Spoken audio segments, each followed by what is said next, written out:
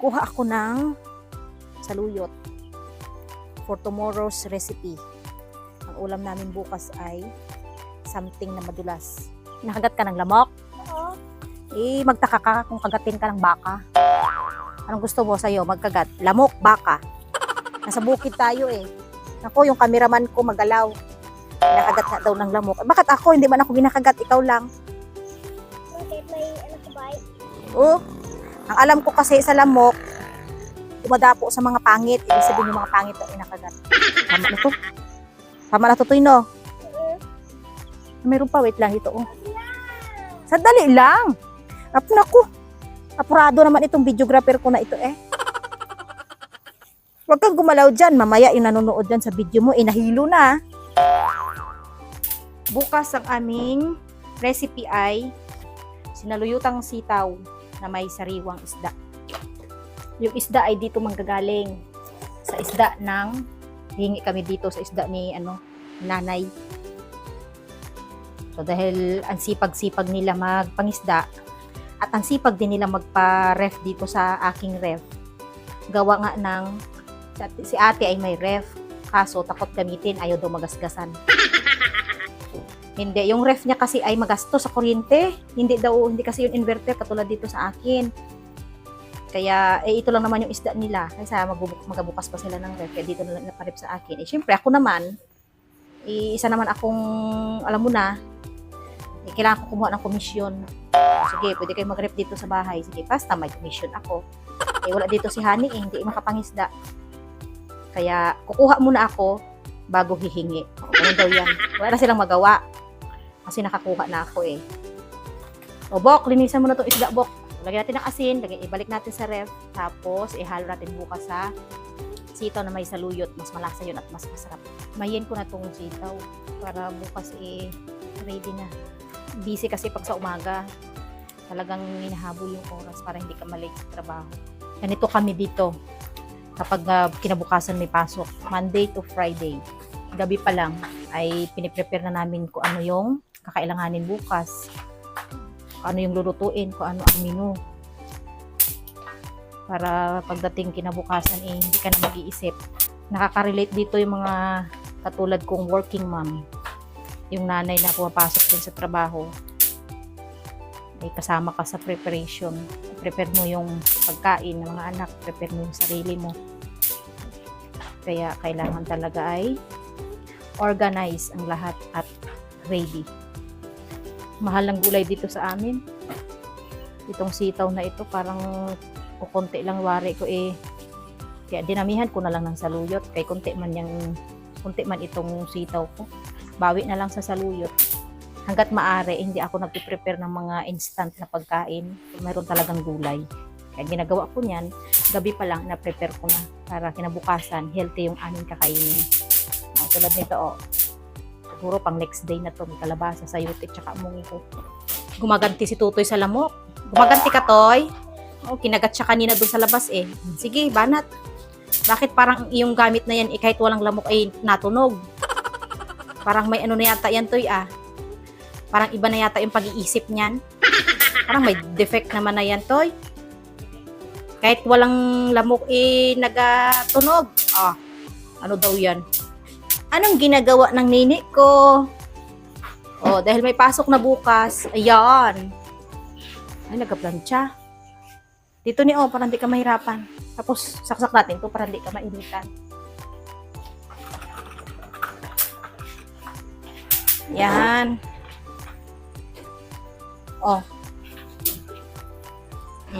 Sige, banat. Uniform nila tatlo ang kanyang pinaplantsa.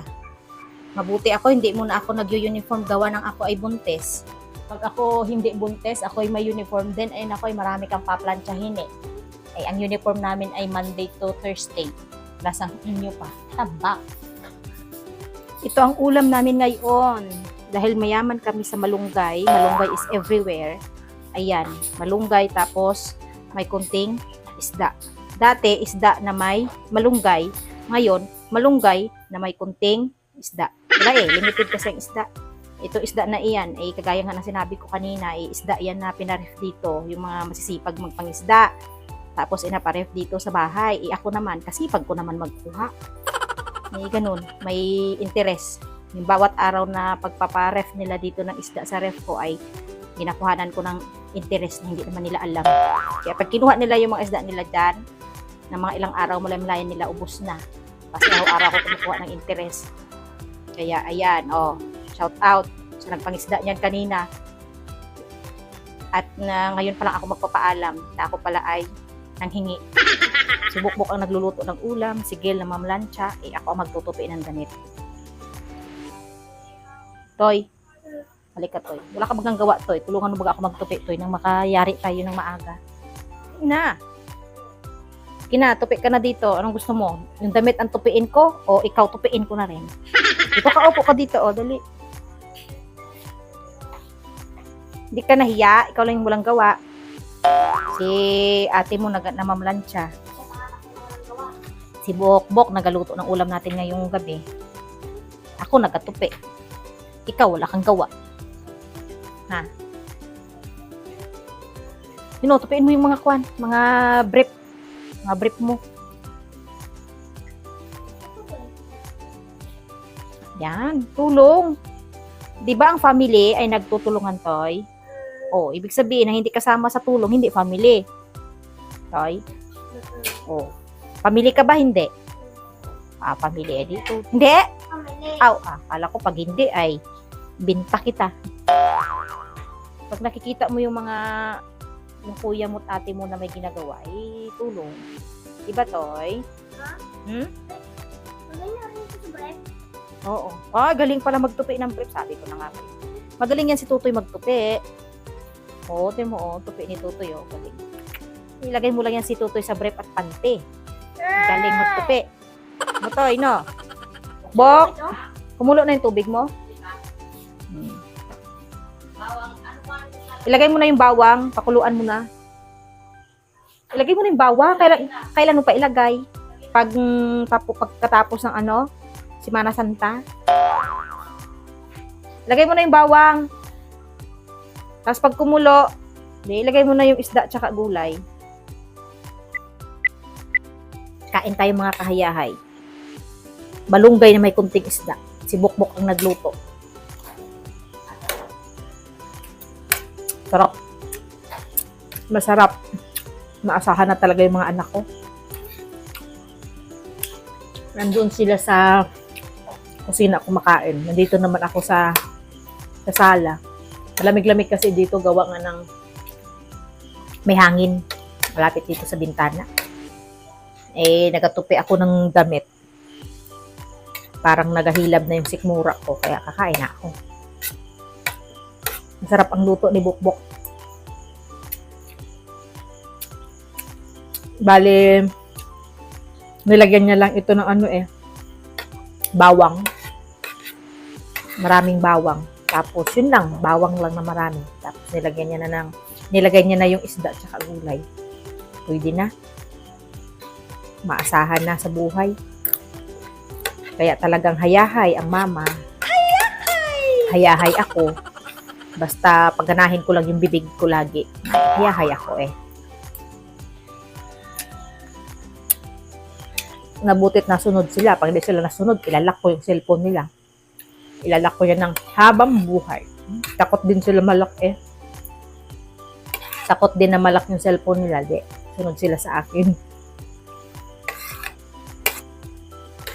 Sarap yung isda. May nam-nam. Swak na swak talaga ito malunggay sa buntis. Kailangan ko na mag-imbak ngayon ng maraming gatas. Dahil mahal ang gatas bibilhin.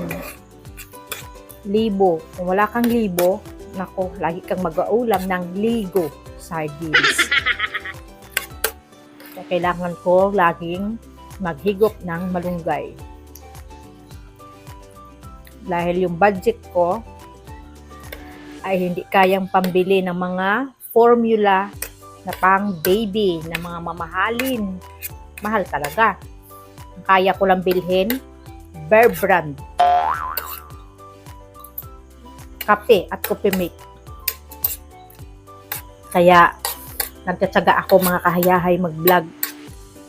kahit papaano malaking tulong talaga sa akin yung pagbablog ko na ito. Salamat talaga ako at patuloy kayo nanonood sa aking video. Ang laki ng tulong. Salamat talaga sa inyong tulong. Ang laki na ng ginastos ko. Pamimili ng mga gamit pang baby kasi back to zero talaga ako. Baby dress, mga diaper, mga kung ano-ano pa nagamit ng baby. Tapos wala pang trabaho si Honey. Sideline lang sana kung anong mapagkakitaan para lang makatulong siya sa akin kahit paano. Hindi ko rin siya payagan na mag-abroad na, lalo pa sa sitwasyon kong ito. Kaya sa totoo lang, hirap na rin ako ay sa sitwasyon ko kasi nga, bigat na yung tiyan ko. Tapos ako pa yung nag-i-edit, minsan puyat. Tiis-tiis lang, ganun talaga. Kung hindi ka magtiis, ay hindi ka makakasurvive. Ilang araw na lang nandito na si Honey Loves. Hirap pa uwi ko agad. Sabi ko, hirap pag wala siya dito.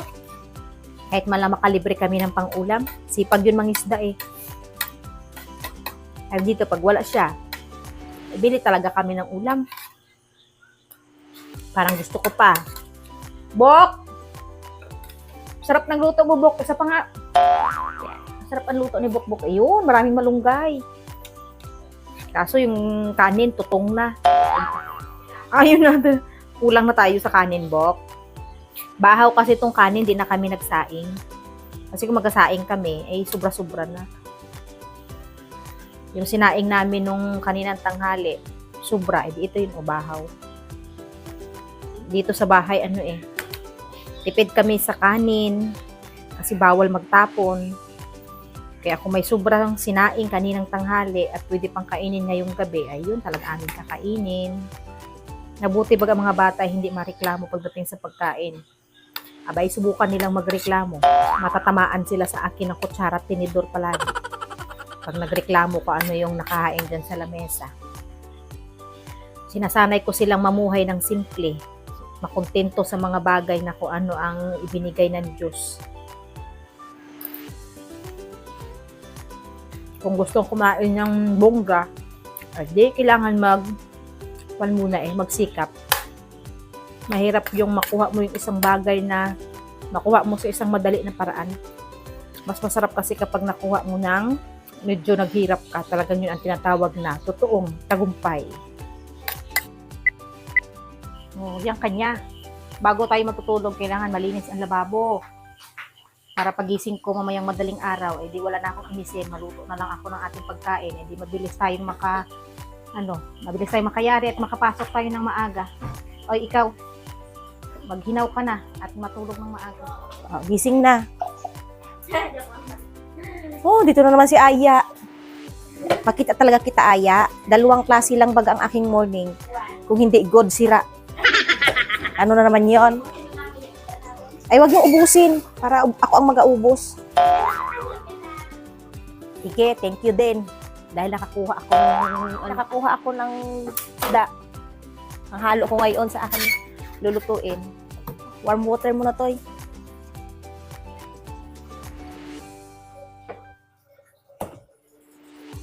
Madali lang naman lutuin itong ating ulam. Nakapagsalang na ako ng sinaing. Warm water muna. Inom ka muna, dali. Para gumising yan ang iyong mga natutulog na mga katawang lupa. Ano yun? Sino? Gising na yung katawan mo. Ay, mabuti naman. Nagising na yung katawan mo. Akala ko, yung katawan mo tulog. O kaya yung gising yung katawan mo, pero yung isip mo tulog. Ikaw sunod maligo, Toy, ha? At ikaw pa naman ay pinaka. Sa inyo 3. Pinaka. Ay, alam niya rin. Bakit nga mabagal? Siguro mabagal ang pagkagawa sa iyo ni Papa mo. Ligo ka na. Para makaligo na si Tutoy, oh. Bagal pa naman kumilos yan. Tapos ka na, Gab? Ha? Ay, hindi pa. Nag-ano ka pa? Nag-seremonya ka pa? Ha? Nagsisirimunya ka pa yata bago magbuhos ng tubig. Maligam-gam na nga yung tubig na inaligo nyo. Hindi katulad sa amin noon. Talagang makigkig ka sa lamig. Walang init-init ng tubig. Tapos kaaga-aga pa maligo. Isasalang ko na aring sitaw. Kasama na yung mga sibuyas at bawang. Malambot na yung aking sitaw. Isusunod ko itong saluyot. At ihuhuli ko itong isda.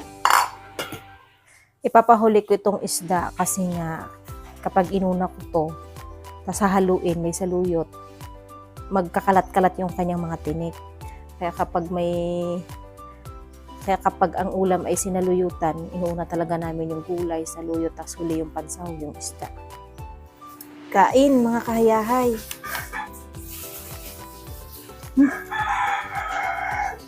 Nainit.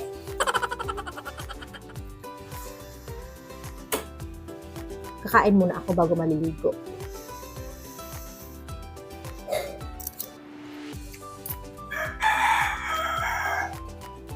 Loaded pa yung banyo eh. Naliligo sa tuto. Panito kami sa umaga pag may pasok. Hindi sabay-sabay kumain kasi yung iba naliligo. Iba na kumakain.